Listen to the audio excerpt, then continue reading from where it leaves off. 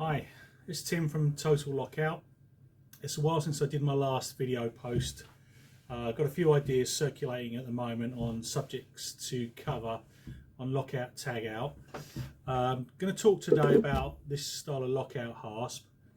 I was reminded of a conversation I had with a customer a couple of years ago actually about this style, and I have discussed it on a blog post on the website, but the subject's come up again recently, and I think it's worthy of mentioning again. So I'm on site with a customer, a quarry type site, a type of site where aggregates and materials have been extracted from the ground and processed. And it transpires that this style of lockout hasp is banned on that site.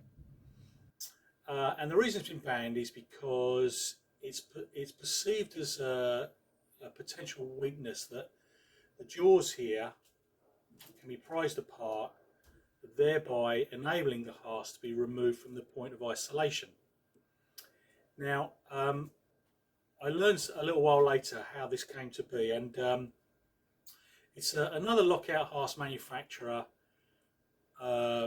promoting their own version of the lockout hasp on its own merits, and I totally understand. I totally get that. You play to the strengths of your own design, but nevertheless, it got me wondering about how it had come to be that a product that's widely used throughout the world, generally accepted as fit for purpose, would come to be banned because of this perceived weakness in that the jaws can be prized apart.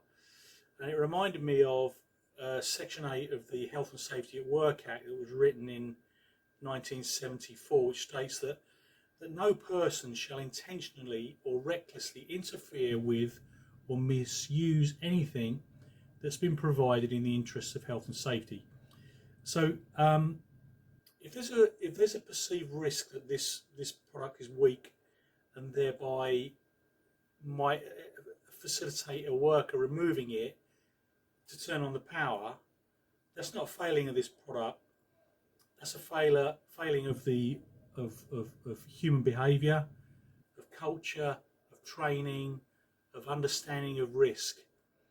And if you've got that issue on your site, then no lockout system, no lockout device is going to safeguard you. And you need to take a long, hard look at the issues of training, of human behaviour, of culture. Fact is there are other products on the market which don't present this risk. We've got this style of lockout hasp, which has got these little claws on the top of the jaw, preventing you from prizing them apart. There's this style of lockout hasp as well. Again, that's not possible with that. You can't get the jaws apart. You've got to take all the padlocks off the hasp before you can open it. So two things: one, make sure the products you're using are fit for purpose, and all the ones I've shown you here today are. But two, take a moment to revisit issues of training, issues of culture, and